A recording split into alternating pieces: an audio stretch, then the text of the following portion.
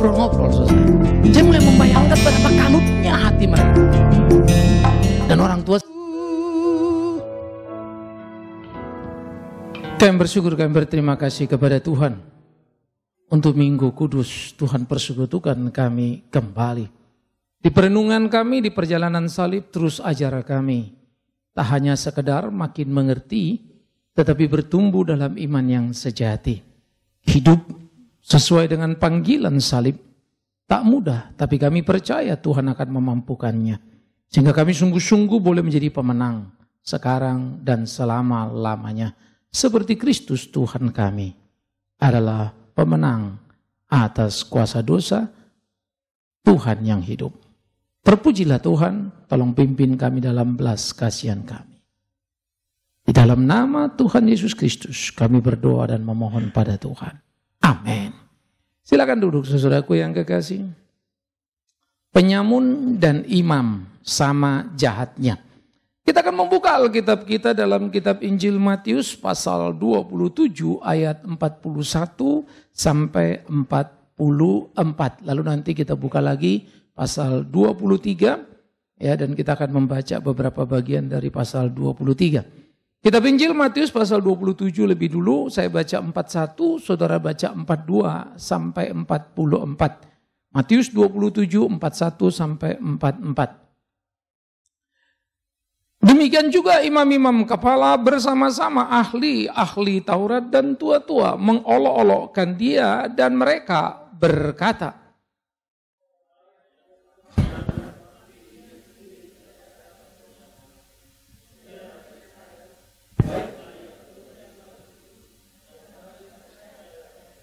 ia menaruh harapannya kepada Allah, baiklah Allah menyelamatkan dia, jikalau Allah berkenan kepadanya, karena ia telah berkata, aku adalah anak Allah.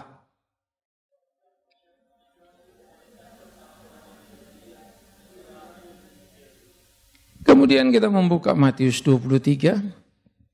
Saya baca 1, saudara baca 2 sampai ayat yang keempat. Matius 23, 1 sampai 4. Maka berkatalah Yesus kepada orang banyak dan kepada murid-muridnya, katanya,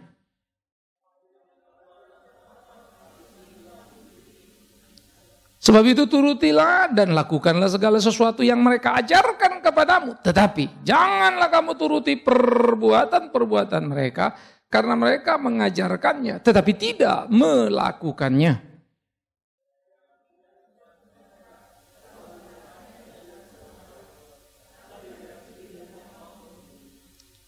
Kemudian 13 sampai 15, saya baca 13, saudara 14. Celakalah kamu hai ahli-ahli Taurat dan orang-orang Farisi. Hai kamu orang-orang munafik, karena kamu menutup pintu-pintu kerajaan sorga di depan orang, sebab kamu sendiri tidak masuk, dan kamu merintangi mereka yang berusaha untuk masuk.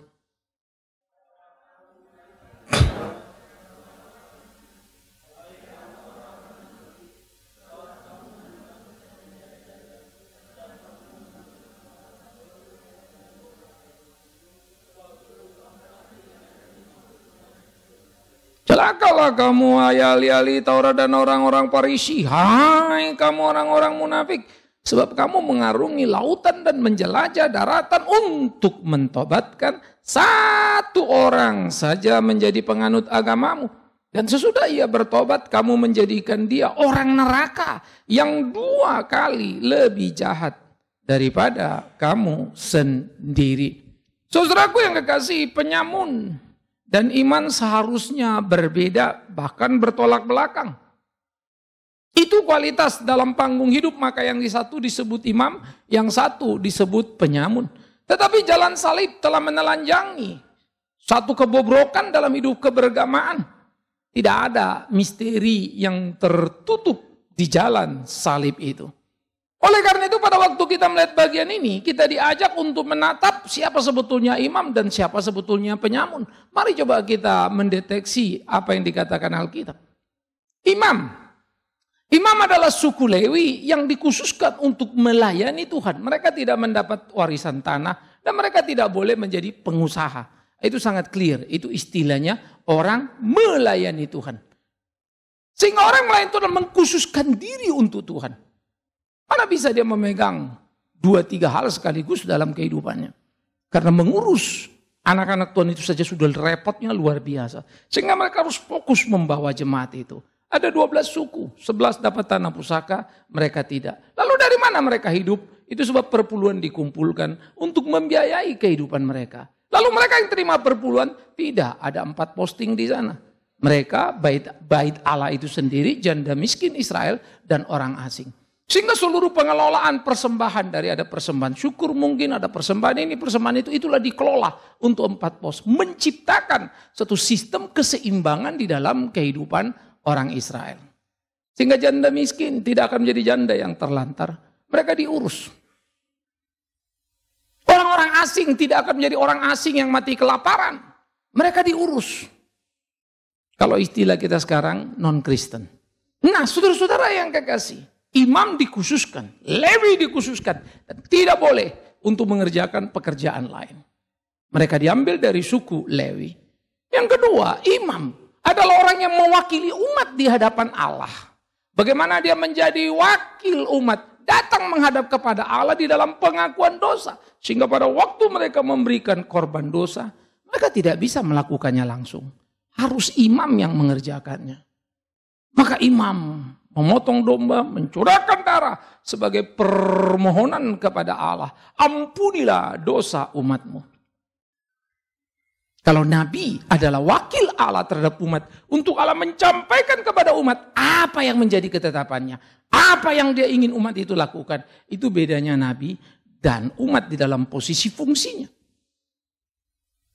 Nah, oleh karena itu saudara-saudaraku yang kekasih, imam seharusnya menjadi orang yang merawat dirinya dalam kesucian hidupnya. Karena dia akan mewakili umat yang berdosa menghadap pada Allah yang suci. Bagaimana bisa jadi kalau kemudian si imam sendiri ternyata tidak suci? Bukankah itu miris? Bukankah itu sangat mengerikan? Tetapi itulah fakta di dalam kehidupan yang harus kita pahami. Bagaimana seharusnya imam adalah orang yang luar biasa. Karena itu ingat tadi mereka dikhususkan sejak dini mereka belajar Taurat dan sangat luar biasa. Dan imam ini disebut sebagai seorang yang ahli akan Taurat. Mereka mengajar. Maka istilah ahli Taurat. Tidak tentu ahli Taurat itu seorang imam. Bisa jadi seorang rabi yang bukan imam. Tetapi imam pasti seorang yang ahli dalam Taurat. Maka mereka ahli dalam Taurat dan mengerti betul apa isi Taurat. Dan kepiawaian mereka sudah terbukti ketika Majus bertanya, di mana Raja Yahudi yang akan lahir itu? Mereka yang beritahu. Kepiawaian mereka itu sudah luar biasa sekali. Untuk mengerti seluk-beluk di dalam perjanjian lama. Mereka seharusnya menjadi imam yang memimpin umat itu untuk hidup benar di hadapan Allah. Itulah imam. Dan imam itu harus menjadi role model. Bagaimana seharusnya hidup? Mereka harus menjadi tauladan yang tidak bisa dibantah lagi. Ucapan mereka menjadi ucapan yang kuat karena tampak nyata dalam hidup mereka sehari-hari. Saudara, kalau begitu tuntutan imam itu berat setengah mati? Yes. Ya. Tidak satu perusahaan menawarkan saya untuk saya jadi komisaris di dalamnya. Saya bilang no. Bantu saya tetap bantu. Kalau perlu lebih dari seminggu sekali datang, kamu perlu, saya datang. Tetapi terikat dan menerima gaji tidak. Pak, Bapak kan cuma sebulan sekali kok datang. Itu namanya juga komisaris, cuma pas rapat aja, advice ini, advice itu. Lebih dari seminggu, sebulan sekali saya akan datang. Tapi tidak jadi komisaris. Menolong sesama itu wajib. Sisa-sisa ilmu saya berdagang dulu, masih terus saya asah. Saya mampu membaca market. Saya suka pergi ke pabrik dan melihat layout daripada distribusi mereka. Lalu saya mulai menghitung. Ya. Layoutnya kamu terlalu boros loh. Nah, saya belajar itu. Saya senang. Tetapi tidak serta-merta. Dengan capacity yang ada. Lalu saya menerima jabatan itu. No, saya bilang saya pendeta. Saya tidak mau nanti kamu bilang lalu ada lagi yang mau, ada lagi yang mau. Nah, sekarang saja kalau sudah 2, 3, 4 lalu datang lagi lain. Sekian puluh juta tiap bulan satunya. Waduh, bisa-bisa yang gue ingat-ingat uang itu melulu lagi. Saya tidak mau terganggu itu. Dan saya sering kali bilang, kalau nggak punya uang atau lagi kurang uang, rasanya menyesal tidak menerima itu. Itulah hidup. Disitulah pergumulan terjadi pada seorang imam, seorang hamba Tuhan. Bagaimana untuk menjaga ketekatan, kemurnian melayani Tuhan yang tidak sederhana itu. Tak gampang, saudaraku. Tapi ini menjadi pergumulan serius yang harus kita jalani dalam hari-hari. Keyakinan kepada visi yang Tuhan taruh, itulah imam. Dia maju kemana Tuhan suruh.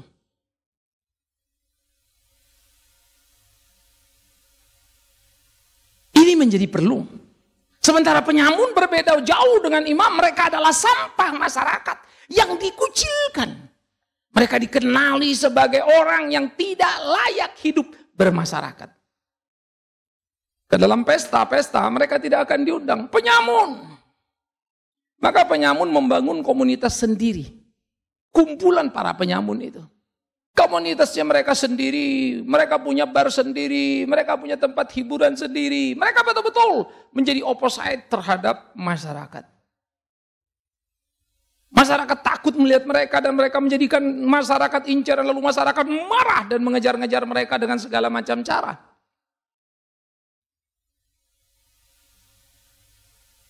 Maka apa yang terjadi? Si penyamun hanya membuat onar. Selalu ada pada jalan yang jahat dan bengis. Darah tertumpah bagi mereka kebanggaan dan bukan kedukaan. Bisa menghabisi orang, sekalipun orang itu tersakiti dan menjadi sangat luar biasa. Bagi mereka itu adalah kenyamanan dan kebanggaan. Darah adalah kebanggaan. Jihad adalah kebanggaan. Kekejaman adalah kebanggaan. Apa kebanggaan imam? Mustinya pengajaran, mustinya keteladanan, mustinya pengabdian. Bisa saudara melihat tolak belakangnya antara imam dan penyamun. Bumi langit bedanya. Dengan mudah kita akan membedakan mereka. Namun, perbedaan iman yang sangat berbeda dengan penjahat. Yang harusnya berbeda dalam kualitas kehidupannya sehingga menunjukkan satu terang, satu gelap. Lah kalau mana terang, mana gelap, orang kan nggak perlu belajar ya. Anak kecil jalan, mama terang, aduh mama gelap, karena lampu mati. Dia sudah tahu. Dia tidak perlu dulu sekolah SD hanya untuk ngerti itu.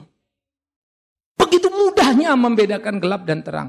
Begitulah mudahnya membedakan penjahat atau penyamun dengan imam. Sayang. Kita tercengang karena tidak lagi bisa membedakannya. Kenapa? Maka kita melihat apa yang terjadi di atas kayu salib, saudaraku yang kekasih. Salib menelanjangi seluruh balut-balut kemunafikan manusia. Salib itu menelanjangi seluruh kegagalan hidup benar manusia. Sang suci menunjukkan betapa berdosanya kita. Kiranya ini boleh menjadi perenungan kita sekaligus kegairahan. Belajar hidup benar, sekalipun tidak mudah. Belajar hidup baik, sekalipun tidak sederhana. Ayo kita berkelahi. Paling tidak, kalau tidak pernah menjadi satu kali. Tidak usah dulu mimpi 10 kali. Tapi mari kita mulai. Menjadi baik dan benar. Kita mesti berjuang untuk menjalaninya. Yang terjadi di atas kayu salib mempertontonkan kepada kita. Satu kejahatan dunia sekaligus kejahatan agama. Si penyamun mengolok-olok Kristus di atas kayu salib. Padahal pada posisi sama tersalib, dia tidak peduli. Bahkan dalam diri tersalib pun dia masih bisa mengolok-olok orang yang senasib dengan dia. Betapa jahatnya orang ini. Mestinya penderitaan, kesusahan membuat dia sadar. Mestinya dia menyesal di atas kayu salib. Mengapa aku tersalib ya Tuhanku? Tetapi tidak itu. Hei kau orang hebat. Kenapa tidak kau selamatkan dirimu lalu bantu lagi selamatkan kami? Gila betul. Jahat sekali. Tapi pantaslah. Namanya juga penyamun. Yang bangga dengan kebengisannya, bangga dengan kekejamannya. Maka pada waktu dia mau mati, dia bisa memaki orang yang mau mati. Dia pikir dengan begitu. Dia hebat luar biasa. Tapi sebetulnya itu hanyalah jeritan kekosongan batin yang sangat mendalam. Ya. Saudara-saudara, itu menjadi kengerian yang luar biasa. Dia tunjukkan kekerasan hatinya. Sehingga dengan perilaku bengis si penyamun mau menunjukkan keaslian kepenyamunannya. Dia mau menunjukkan kesejatian kepenyamunannya. Saya penyamun sejati. Maka dia bangga dengan jahatnya. Ya. Selalu menarik kalau nonton film-film dari Hollywood ya. Khususnya film-film kekerasan, anak-anak, bad boys dan segala macam. Lalu grup-grup di penjara, bagaimana mereka dilatih, guru-guru yang menghadapi anak-anak nakal. Saya selalu kagum karena unsur psikologikal di dalam dialognya sangat kental. Kenapa kau marah? Oh, apakah ayahmu meninggalkanmu? Aku benci dengan ayahku. Apakah kau pikir cuma kau? Aku pun terlahir dari keluarga yang bla bla bla. Oh, kadang-kadang lalu diajak berubah. Haruskah kita menghancurkan diri kita sesudah kita dihancurkan ayah kita? Itu problematik rata-rata keluarga memang menjadi satu titik center kehancuran dalam hidup banyak anak-anak yang jadi gangster di Amerika. Kita belajar sesuatu. Mereka sebetulnya menjerit kekosongan. Lalu mereka lakukan kekerasan. Hanya karena mengekspresikan kemarahan. Marahnya sama siapa, diekspresikannya kemana. Sehingga mereka menjadi bengal, bengis. Sehingga harus dihadapi dengan ekstra. Saya dulu guru sekolah minggu dan punya banyak murid-murid nakal. Ya. Banyak guru-guru juga merasa, aduh ini anak keterlaluan pak, bla bla bla bla bla. Dulu energi saya cukup. Waktu saya pakai untuk mereka. Dan saya kalau ngobrol-ngobrol, tidak sedikit kemudian mereka nangis. Karena saya ketemu problemnya apa. Lalu waktu saya jadi sahabat mereka, tidak sulit mengatur mereka. Karena sejatinya mereka hanyalah hati yang tersesat. Dulu saya punya anak-anak sekolah minggu, yang kalau tiap minggu pagi, karena kami anak-anak remaja itu kebaktian minggu sore. Minggu pagi kami bangun pagi lalu lari-lari, jogging sama-sama, main bola sama-sama. Minggu sore kebaktian. Stardust dulu diskotik, anak saya itu king and queen. Tanpa saya tahu. Lalu kami ngobrol-ngobrol, kenapa Yusana? Gara-gara dia nggak datang ke sekolah minggu, rupanya Sabtu malam habis-habisan, pulangnya kebagian. Dia menang. Terus kita ngomong-ngomong. Kepingin kan nggak apa-apa, cuma gini, cuma gitu. Lalu waktu kita ngobrol-ngobrol, terus mudar. Saya sangat mudah mengasukkan kalimat apapun mereka karena kami sangat dekat. Sehingga anak saya itu menatap kebanggaannya dengan kekosongan dan dia tidak mau mengulangi lagi. Ya. Kita ngobrol-ngobrol selesai. Saya mulai membayangkan betapa kalutnya hati mereka. Dan orang tua seringkali nggak sanggup. Dan saya seringkali dapat titipan dari orang tua untuk ngurus anak mereka. Big man tolong bantu om, bla bla bla. Kadang-kadang kalau saya ingat-ingat lucu ya. Tiap orang mengalami kesulitan. Maka muncullah anak-anak nakal, lalu kalau nakal ini berlarut-larut. Jadinya apa? Juahat. Mereka menjadi orang yang bengis. Untuk menutupi rasa kasihan, mereka makin kejam. Sehingga mereka tidak lagi menyisakan belas kasihan. Kemarahan mereka begitu luar biasa. Hanya mereka digulung pada kebiasaan yang mengerikan. Betapa berbedanya penyamun dan imam mustinya. Karena imam sayangnya di atas kayu salib ternyata dia tidak bisa menunjukkan keaslian keimamannya yang harusnya hidup sesuai dengan kehendak Allah, yang mestinya hidup sesuai ajaran yang diajarkannya. Fail. Imam itu tidak berbeda dengan penyamun itu. Sama jahatnya mulutnya. Miris ya. Dan imam itu bagi saya jauh lebih parah. Karena penyamun itu. Karena jahatnya dia disalib. Hukuman dia dapat. Tapi imam dalam jahatnya justru menyalibkan Yesus Kristus. Bukan dia yang tersalib. Berapa amat sangat jahatnya. Lalu bagaimana mereka bisa menyalibkan Kristus? Karena baju keagamaannya. Tanpa baju keagamaan, penyamun tidak mungkin mengantar Yesus ke kayu salib. Dengan baju keagamaan, imam bisa mengantar Yesus ke kayu salib. Kalian tahu betapa jahatnya. Ketika kita hanya terjebak pada baju keagamaan kita. Betapa jahatnya kalau kita hanya terjebak dalam kekristenan kita. Lalu merasa kita paling benar di kolong langit ini. Orang Islam, orang Hindu, kacau itu semua. Sampai mata kita tidak pernah bisa terbuka untuk melihat fakta. Banyak hidup orang-orang yang non-Kristen jauh lebih bermutu dari hidup orang-orang yang Kristen. Karena itu seharusnya ini menjadi pertandingan pergumulan dalam hidup kita, saudaraku. Imam begitu jahatnya. Mereka merancang satu kejahatan. Imam begitu jahatnya, mereka mengelola satu sistem supaya mereka bisa memojokkan Yesus. Mereka pengaruhi Pilatus, mereka tekan Pilatus dengan kondisi psikologi yang diangkat ke permukaan. Dan Pilatus demi masa depan dan keamanan jabatan, hanya dia mengambil keputusan yang tak cocok dengan hatinya. Dia pun sudah biadab karena mematikan nuraninya. Selesai? No. Orang banyak menerima suap dari imam. Untuk sama-sama berteriak, salibkan dia, salibkan dia. Umat yang mestinya dipimpin untuk menghadap kepada Allah, hidup melayani Allah, malah dibawa melawan Allah. Edan ya. Jadi kalau kita ngelihat salib itu, saudaraku, terbengong-bengong kita, betapa amat sangat jahatnya kita. Sayang orang Kristen sudah terlalu biasa dengan kalimat kita sangat berdosa, maka kita harusnya mati. Tapi dia mati di salib menembus dosa. Tapi masih tetap hidup dosa. Sudah terlalu biasa kita tidak menyadari. Seakan-akan kematian Yesus di atas kayu salib menebus dosa. Dosa yang kayak apa itu? Bengis loh dosa kita itu. Jahat loh dosa kita itu. Sadis loh. Ya.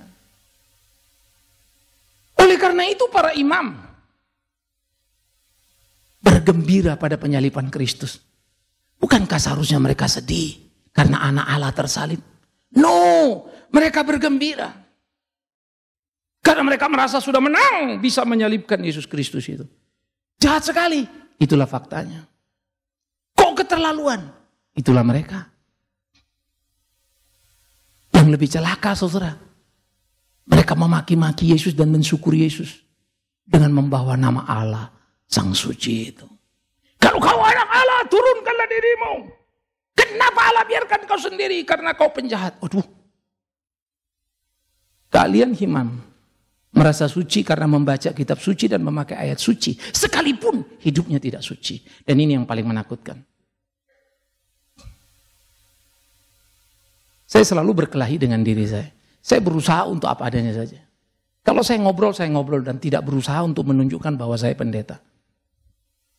Artinya, tidak berusaha menunjukkan itu hanya yang kata, apa kabar? Puji Tuhan, Tuhan mengasihimu. No. Satu anak teman saya sampai bilang, ini Om Bigman lucu ya. Kenapa kata Papa? Tuh lihat tuh kalau ngomong sama Papa, logo-logoan berduaan. Anak-anak itu dekat dengan saya. Karena kita ngobrol saja. Jadi teman. Karena saya memang lama guru sekolah minggu. Bagi mereka biasanya kan pendeta itu di atas langit sana ya. Tapi ada sekelompok orang juga tidak suka dengan cara saya. Pendeta kok gitu? Ngomongnya kok gitu? Lalu orang mulai meributkan juga. Tidak sedikit. Ada yang suka, ada yang tidak suka. Lalu saya ditanya, Pak ini gimana dong Pak? Mesti gini. Gini, akan kulakukan apa yang kulakukan, yang kutahu aku harus benar. Kalau orang tidak suka dengan caraku, mau kuapai? Ada juga yang suka. Kalau ku ganti caraku supaya menyukakan yang tidak suka, yang suka jadi tidak suka. Mati berdiri aku nanti. Sudah inilah aku. Hidup. Imam itulah ada the quality of life-nya. Bukan basa-basinya. Apalah sulitnya menyenangkan hati orang. Customer service terlatih untuk itu. Saya selalu bilang, kalau dulu konsep security, berkumis, bercambang, akar bahar di sini, tangannya hitam-hitam. Mau ketemu siapa? Mau apa? Security dulu kayaknya ngeri amat gitu. Apalagi kalau ke proyek. Tapi sekarang beda ya. Selamat siang Pak, apa yang bisa kami bantu? Ini security sama sekretaris beda-beda tipis sudah. Silakan Pak, langsung pintu kita dibukain. Apalagi kalau kita datang pakai mobil mewah, turun pakai jas pula lagi. Sudahlah. Kalau perlu dilap sepatu itu dilap kali ya. Padahal seperti kalau saya ingat saya naik mobil mewah turun pakai jas karena habis pelayanan. Mobil mewah orang punya yang ngajak. Dia mungkin salah kenalin kali ya, dia pikir saya yang punya. Wah silakan. Dalam hati aduh kalau dia tahu. Saya sih feeling banget yang gitu-gitu. Dia kagak tahu gue pendeta. Mobil aslinya bukan yang ini. Memang jahat sih ya. Kalau saya datang lagi pakai mobil yang biasa, pakai celana pendek, Bapak mau kemana? Waduh nanyanya beda lagi. Susah. Bengis loh. Ah itulah jubah imam itu. Wah imam besar. Semua hormat, lewat dia jalan, di pas, semua tunduk. Wah, semua respect. Gila, ini penipu ini.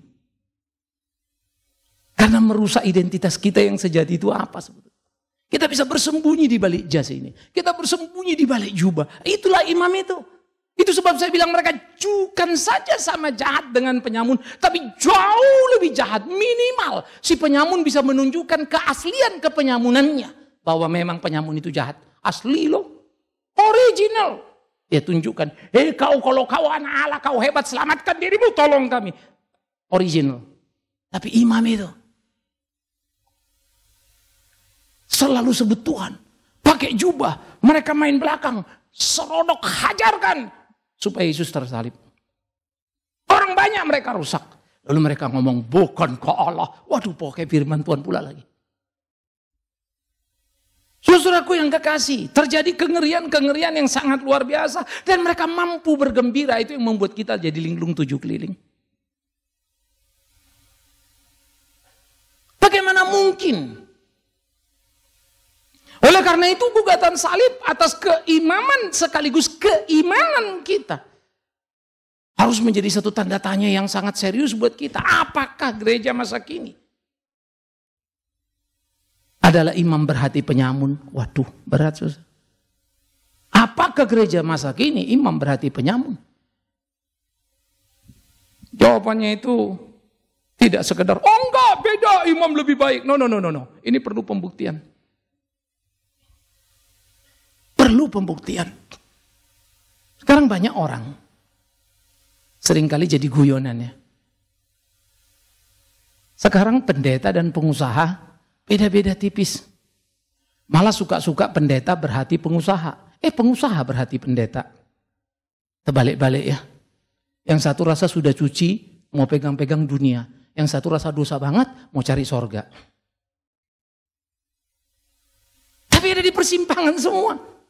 Sama-sama tidak baiknya. Karena yang menjadi motif itu apa? Saudaraku yang kekasih. Kita juga diperhadapkan kepada kesulitan yang luar biasa. Gereja kita sekarang ini boleh dibilang lemah. Kalau saya berbicara gereja itu seluruh gereja ya, seluruh merek.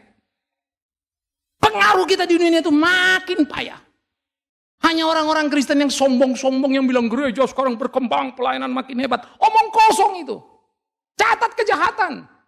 Mana lebih tinggi pertumbuhan kejahatan dan kebaikan. Dengan mudah kita bisa mengikuti perkembangan pemakai narkoba. Jumlahnya jauh lebih banyak daripada pemuda remaja yang datang ke gereja. Pemakai narkoba. Saya belum bicara yang jadi anak nakal lainnya. Saya bicara pemakai narkoba yang dicatat oleh BNN itu. Berapa juta pemakai itu. Mengerikan, lu gak main-main. Itu yang ketangkap ya, belum yang enggak. Lalu saya pergi, lalu saya tanya.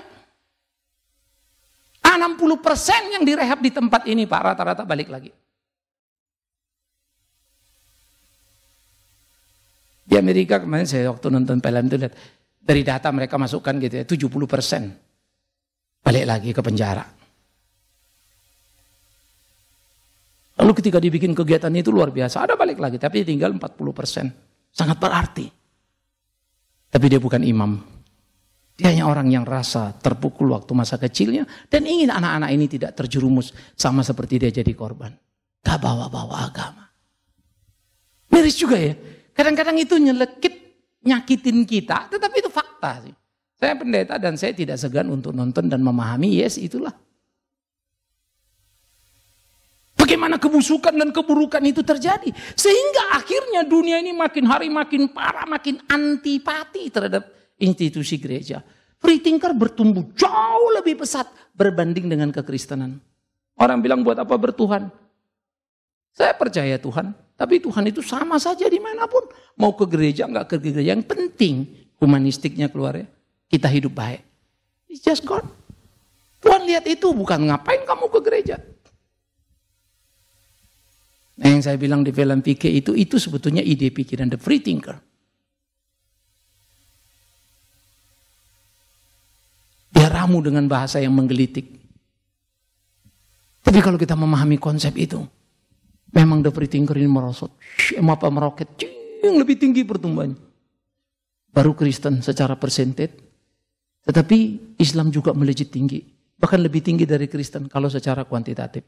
Karena kelahiran anak dan seterusnya. Anak-anak Islam yang lahir jauh lebih banyak dari anak-anak Kristen.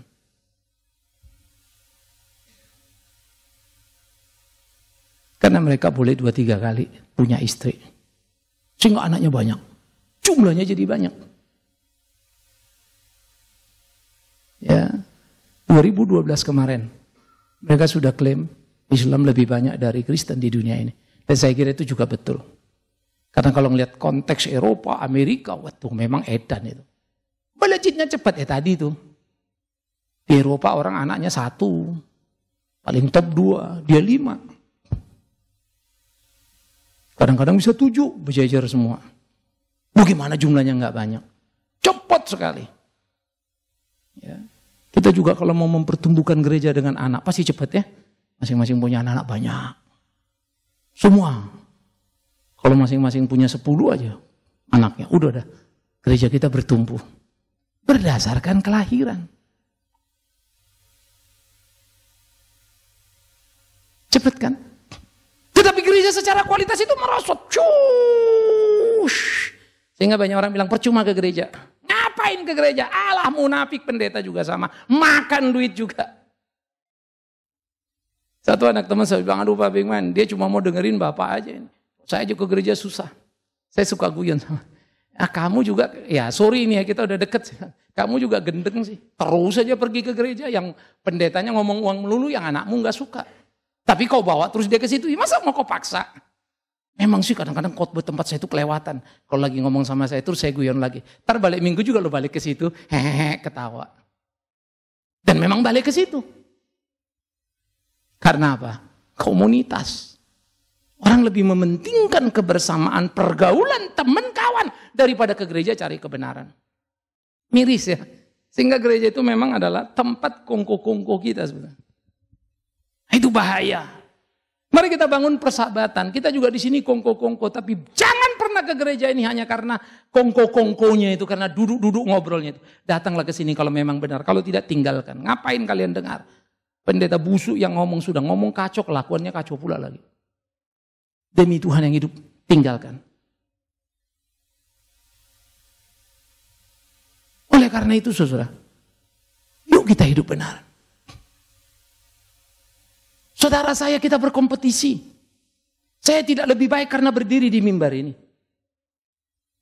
Saya tidak lebih baik karena saya mampu berkhotbah dan menjawab tiap pertanyaan saudara. No! Saya hanya pantas layak kalau hidup saya juga baik. Karena itu aku akan bergumul. Supaya hidupku terus terjaga. Dan aku rindu engkau sama. Dan kalau sampai engkau lebih baik dari aku, biarlah hatiku gelisah dan menangis, ya Tuhanku, ampuni aku. Bukankah seharusnya aku memimpin umat itu? Tapi ternyata mereka lebih baik dariku. Aku akan belajar menangis. Dan itu yang menggelisahkan aku tiap kali ngeliat Buddha suci. Waduh, rasanya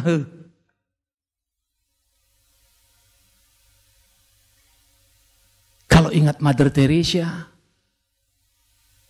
hebat.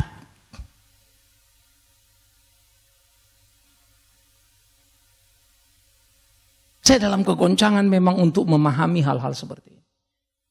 Mau jadi baik terus, gak hitung-hitungan plan. Realita hidup gak gampang. Waktu terus mau kasih waktu, kondisi fisik sudah begini. Kerja terus, gedebuk, prak, ambruk. Begitu masuk rumah sakit, lalu, aduh Pak, jangan terlalu capek, jangan. Saya juga bingung. Bagaimana lah nggak terlalu capek? Memang pengen nggak terlalu capek. Kalau itu pilihanku. Tapi tidak ku minta ada sesuatu yang mesti ku selesaikan. Kadang-kadang saya juga nggak ngerti. Dan kalau saya berdoa kalian tahu, Tuhan, aku mau melayani terus. Ku lakukan apapun yang mesti. Tapi kemarin aku ambruk. Aku tak ngerti bagaimana harus jaga diriku. Aku juga takut salah padamu. Karena tidak mengurus hidupku. Tapi dengan alasan urus hidupku, aku abaikan pelayanan. Aku juga tidak mau salah. Aduh, memahami mana yang tepat aja sulitnya setengah mati. Kalau ada orang bilang, oh Tuhan ngomong sama saya gini, ngomong sama saya begitu. Alinglung juga, aku cemburu juga aku sama dia. Semua Tuhan serba ngomong, serba gampang. Itulah bahasa imam. Mendingan bahasa penjahat. Bajingan kau, bangsat kau. Wah, memaki-maki semua ya. Tapi memang betul sih yang dia ngomong. Bisa nangkap ya. Dia gak sembunyikan, memang itu isi hatinya. Coba, saudara-saudaraku, saya mengasihimu. Padahal bukan itu isi hatinya. Mendingan preman lah kan. Nah, kalau dia ngomong itu, Pak, memang itulah itu. Habis itu ya habis. Kalau dipukulnya, dipukul ya selesai. Yang itu hati-hati, Pak. Ngelus-ngelus, haleluya, haleluya. Disikatnya apa kalau udah lengah? Sehingga orang merasa tertipu sana, tertipu sini. Lalu mereka kecewa. Hati-hati. Yuk kita belajar. Betapa tidak sederhananya bertuhan itu. Perhatikan. Penyamun dan iman yang sama jahatnya itu. Kejahatan yang paling jahat. Berpotensi ada di mana? Di dalam institusi agama. Mengapa? Karena mereka tahu benar, tapi mereka jahat. Ngerti ya? Mereka tahu loh, yang benar itu apa, tapi mereka berlaku jahat. Di Indonesia kita sedang menghadapi kesulitan masalah hukum. Penjahat bisa lenggang kangkung, lolos saja jalan. Orang baik karena beda prinsip bisa masuk sel. Apapun bisa direkayasa sekarang.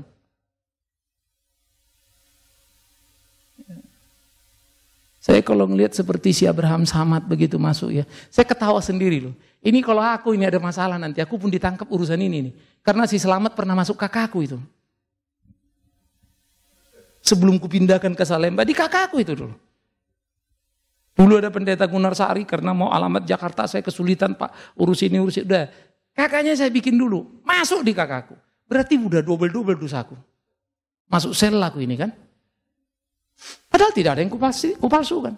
Tapi alamatnya alamatku, itu bukan rumah Selamat. Itu bukan rumah Gunarsari, rumah Bigman Sirait. Satu rumah ada 3 kakak. Kalau kuperiksa rumah kalian semua, berapa kakak kalian?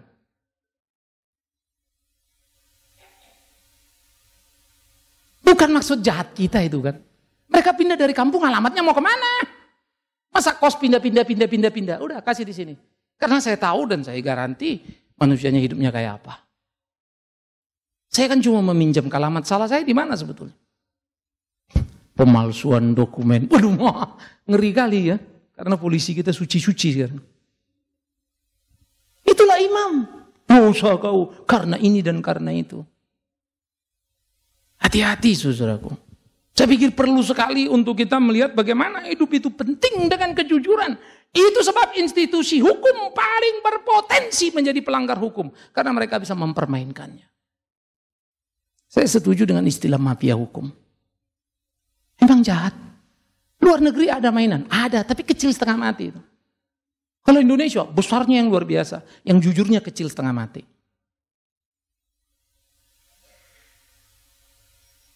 Kalau kasus kongsi di Singapura itu, undang-undang charity diterapkan di Indonesia. Jangan undang-undang charity. Pajak yang sudah ada undang-undangnya pun. Banyak gereja dibrodol itu. Banyak pendeta masuk sel. Karena gereja atas nama pribadi, berarti itu aset kan. Tapi nggak dilaporkan sebagai milik pribadi. Karena bilang ini gereja. Betul itu gereja. Tapi akte nama you loh. Aset pribadimu loh. Laporkan dong. Kok laporkan mau bayar berapa tuh? Kalau gedung gereja 30-40 M aja satu ya. Nah, kalau 2 cabang, 3 cabang, 4 cabang. Anggaplah rata-rata 10 ada 5, 50 M. Mau bayar berapa pajaknya? Murni laporin itu. Habis semua. Itu Indonesia saudara. Itu sebab saya kadang-kadang susahnya setengah mati. Saya selalu bayar pajak dengan baik. Lalu teman saya bilang, men lu kegedean segini untuk ukuran pendeta. Memang gaji gue kecil. Bayar pajak paling segini. Tapi gue juga mesti jujur. Seringkali pelayanan ada orang support, bahkan nggak pelayanan pun ada waktu. Pak Bigman, saya ini persembahan kasih ya. Saya bisa masukkan ada kolomnya. Persembahan tidak kena pajak. Penerimaan tidak kena pajak. Itu kalau donasi-donasi orang tertentu seperti pendeta itu bisa masuk. Ada kolomnya. Tapi saya pikir saya nggak fair. Lalu gaji saya lipatkan. Saya bilang ini jauh lebih fair. Karena toh saya nggak bisa ngitung ini. Tapi kalau saya mau hitung itu, tapi itu kan bukan income tetap ya. Nggak terus-terusan dapat. Masa kalau nggak dapat saya telepon, kok kamu nggak ngirim lagi? Saya nggak bakat, saudara. Gila apa? Tapi saya mesti fair dengan diri, lalu saya hitung akumulatif kira-kira nggak apa-apa bayar segini. Ini bebas pajak kita kan naik ya. Sehingga pasti pembayaran pajak kita akan turun dengan gaji sama. Sekarang saya bilang, sorry saya mau bayar pajak sama, tolong naikkan lagi gajinya. Untuk 2015, gaji saya di-up lagi ya. Padahal nggak ada up-nya. Untuk pajak saja supaya angka saya tetap naikin. Jadi SPPPT saya jadi rapi, bersih supaya saya bisa ngomel-ngomel. Tapi kalau aku ingat tadi kakak tadi, bingung juga aku kan. Betapa sangat menyedihkannya kehidupan ini. Tetapi jangan lupa, itu institusi negara yang namanya hukum itu. Ya. Yang lebih membingungkan lagi institusi keimaman sama busuknya, saudaraku. Jadi janganlah kalian bermimpi dunia ini akan rapi, bagus. No, mari kita rapikan diri kita, hidup di tengah dunia yang bengkok ini. Bisa mengerti ya? Jadi jangan kau harap dunia ini berubah supaya menjadi lempeng lurus. No, luruskan dirimu di dunia yang bengkok ini. Lalu kau akan terasa asing. Yes, lu kok aku lurus sendiri nih. Yang lainnya pada bengkak-bengkok nih. Bingung kan kita? Lu aku kok modelnya jadi aneh sendiri? Yes. Itulah jadilah garam dan terang dunia. No easy. Yuk mari kita pukul-pukul diri kita ini, kita berteriak-teriak terus. Supaya terjagalah kita. Paling tidak kalau tidak berteriak kita bikin 10 dosa. Dengan berteriak-teriak kita bikin 8 dosa. Harap-harap bisa 7 dosa. Terus turun dan makin hari makin seperti apa yang Tuhan kehendaki. It's a process. Jadi kejahatan yang paling jahat berpotensi di mana? Di institusi agama. Kita sudah lihat ya, atas nama agama orang bisa bunuh orang lain, bakar orang lain, bacok orang lain. Jangan pikir itu cuma di agama lain. Di Kristen juga sama. Di Serbia itu orang-orang Bosnia, jedor, habisin. Yang non-Kristen itu. Maka Islam dibantai di Bosnia. Siapa yang bantai? Kristen. Sadis kok. Lalu kita ngeliat kasus di Irlandia. Durdar, perang-perangan juga. Nah itu Katolik dan Protestan. Sama-sama Yesus Kristusnya. Jahat institusi agama ya. Gara-gara kepala gereja bilang, hitam tidak boleh ke gereja kulit putih. Gereja ikut-ikutan apartheid prakteknya. Itu tahun 40-an di Afrika Selatan. Terus tahun 60-an muncul lagi juga di Amerika yang sudah sangat maju itu. Miris. Bacalah sejarah, lihatlah betapa joroknya gereja itu. Jorok. Miris loh. Supaya kita berdoa dan berkata, Tuhan tolong, paling tidak aku tidak ada di tempat jorok itu. Kalaupun aku belum sampai di tempat bersih yang kau mau, bawa aku ke situ. Supaya aku jangan menjadi sama dengan penyamun itu. Oleh karena itu penyamun dan iman yang sama jahatnya adalah ironi dari misteri penyalipan. Yang tidak bisa kita bantah karena kita bisa melihatnya dengan mata telanjang. Hati-hati. Jangan sampai kita terpleset di sana. Imam itu diteriaki Tuhan Yesus. Kau imam-imam, kau duduki kursi Musa, artinya keimaman. Jadi mereka yang berkuasa atas institusi agama. Tapi dari kursi itu jahatmu, kau pakai untuk kejahatan yang mengerikan. Sadis ya? Saya pikir-pikir kalimat Yesus ini, waduh luar biasa sekali. Satu orang ada, karena saya menyebut kalimat yang cukup keras di tabloid kita pernah. Lalu bilang mestinya Pak Bigman kan pendeta tidak boleh mengucapkan kalimat yang keras gitu. Saya nggak tahu, saya cuma belajar dari Yesus. Saya bilang saya ambil kalimat ini. Celakalah kau imam, masuk neraka kau, itu kalimatnya. Terserah Bapak lah saya bilang. Saya kembalikan saja. Kalau saya salah belajar dari kalimat Yesus, ya kasih tahu saya. Sampai sekarang belum pernah aku sepreman Tuhan Yesus dalam tanda petik. Dibalikkannya mimbar itu. Aku belum berani balikkan mimbar ini. Aku balikkan nanti bubar kalian semua. Pasti nggak datang-datang lagi. Ya, udah gila pendeta itu kan begitu. Yesus dijungkir balikkan loh. Maka dikatakan karena itu kau ini sangat jahat. Kau ajarkan kebenaran tapi kau langgar. Lalu diingatkan umat karena waktu itu sistem masih satu ya. Belum ada alternatif pilihan kan. Israel cuma Israel. Tok. Dan kau umat-umat. Kau dengarkan apa ajarannya. Tapi jangan tiru kelakuannya. Hidupnya umat susah amat ya. Tapi ke bawah terus kalau kita baca saudara.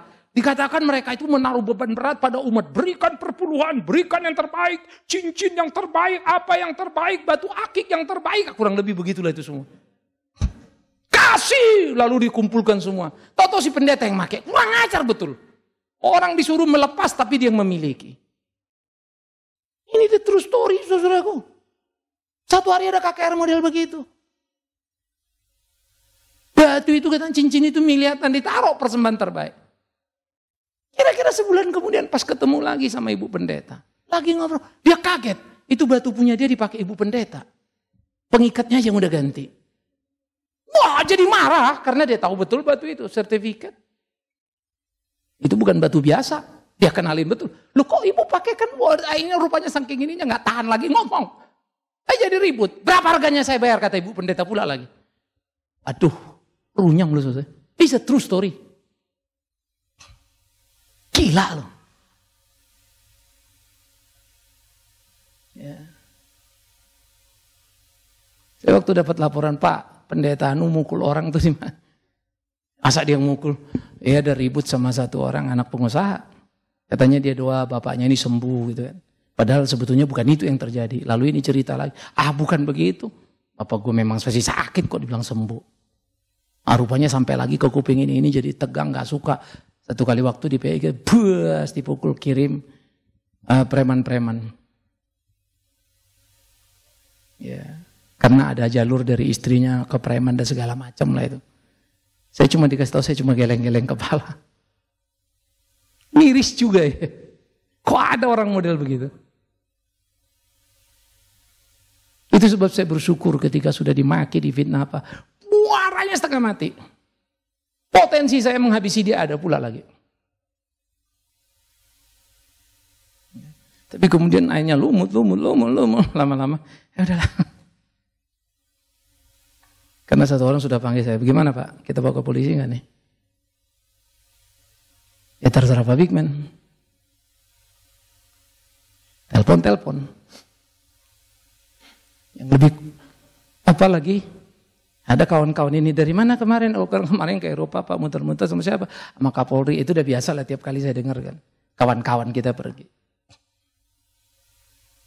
Cuma saya pikir-pikir masa saya ngomong urusan beginian sih. Tapi jengkel, kesel. Waktu bisa selesai saya rasanya lega juga. Tapi di dalam itu tuh rasanya ada kesel juga. Mestinya jeblosin kurang lebih begitu ya. Gila loh. Mau coba satu yang baik itu kok susah banget rasanya. Apalagi kita terlukai. Tapi imam tidak. Mereka memang sudah punya niat jahat. Dan mereka jadi jahat sekali. Karena itu Tuhan berkata, kau ini. Orang mau masuk surga kau halangi. Karena kau sendiri tidak masuk ke dalam. Ini kalimat final loh. Imam masuk neraka. Jadi jangan sekalian cari nanti begitu kalian masuk surga. Mana Imam Kayafas? Aku mau komplain sama dia. Gak ada di situ dia. Imam Kayafas, imam besar agung. Namanya jabatannya itu. Imam besar agung. Tapi masuk neraka. Baca Alkitab. Tidak ada jabatan terlalu hebat bukan? Pendeta Bigman sudah yang banyak khotbah itu. Kalau itu ku andalkan ke sorga. Amatilah aku. Gak bakal aku ada di sorga. Tapi hidup seperti yang dia mau. Hidup menjalani apa yang menjadi ketetapan-ketetapannya. Itulah yang menjadi penting. Mereka suka disebut rabi, rasanya keren, top gitu ya. Tetapi kelakuan mereka tidak sesuai. Jangan pakai alasan apapun kalau kau mau melayani Tuhan. Tuhan pasti akan tolong kita. Tuhan akan pasti pimpin kita. Kalau saya terima jadi komisaris, uang itu bisa saya pakai untuk pelayanan? Bisa. Siapa bilang tidak? Tapi aku tidak akan pernah mau berusaha menolong Tuhanku. Perhatikan kalimatku. Aku tidak akan pernah berusaha, apalagi berusaha keras menolong Tuhan. Karena dia tidak perlu pertolonganku. Hanya orang bodoh yang berpikir Tuhan butuh pertolongannya. Yang Tuhan butuhkan ketaatan kita. Bagaimana kita taat dan terus berjalan sekalipun kita sendirian. Karena Tuhan akan mengukirnya dan akan menjadi indah. Musa membawa Israel lepas dari Mesir menuju mana? Tanah perjanjian. Modal apa? Pengalaman kerja. Pengalaman kerja cuma gembala. Ini manusia ini yang dipimpin ini. Bukan domba ini. Pernah pangeran, pangeran, dia penuh kuasa. Namanya raja, pangeran, stop semua. Ini orang bebal, mana disuruh stop apanya. Secara struktural tidak kuat jabatannya walaupun dia pemimpinnya.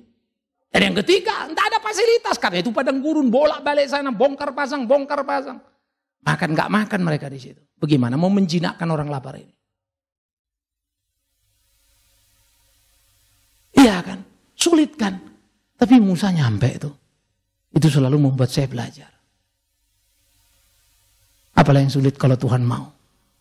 Akhirnya yang sulit apa? Mengimani apa yang Tuhan mau. Kemarin saudara, kabar baik sih datang dari Papua. Oh sudah ini. Katanya oke, jalan bisa sih. Saya juga telepon ke sana. Iya Pak begini. Oke, good. Bagus ya, seneng ya. Sana seneng tapi kita juga ciut sebetulnya. Ini kalau lancar berarti September peletakan batu pertama jalan ini. Ya, mesti ngirim lagi tim teknis ke sana untuk lihat lagi gambarnya bagaimana. Lalu kalau sudah iya jalan, bukan soal jalannya. Sekali bangun, kontainer kita mesti kirim peralatannya semua dari sini karena ini Papua.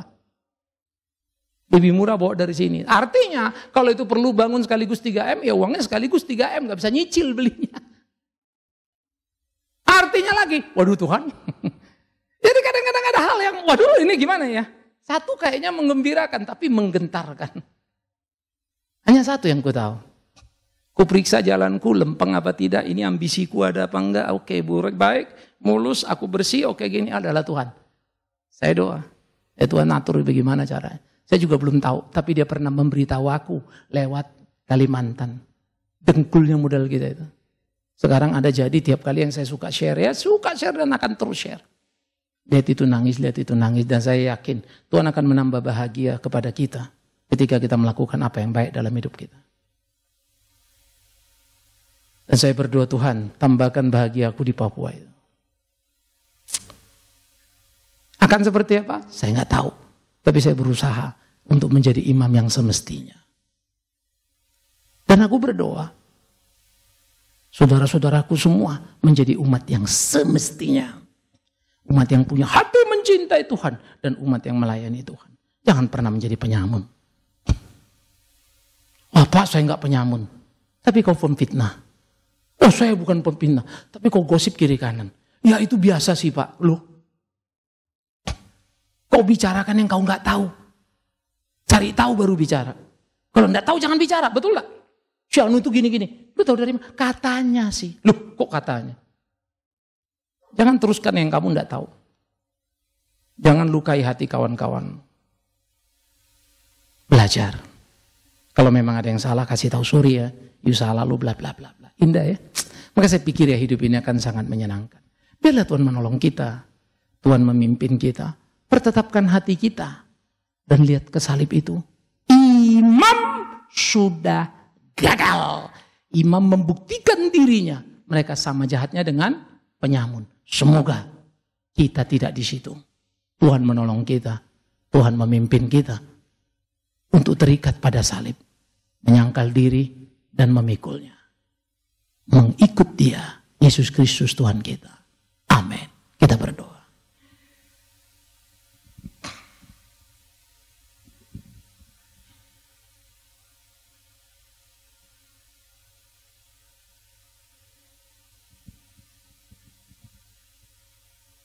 Ketika kami merenungkan firman-Mu, sadarlah kami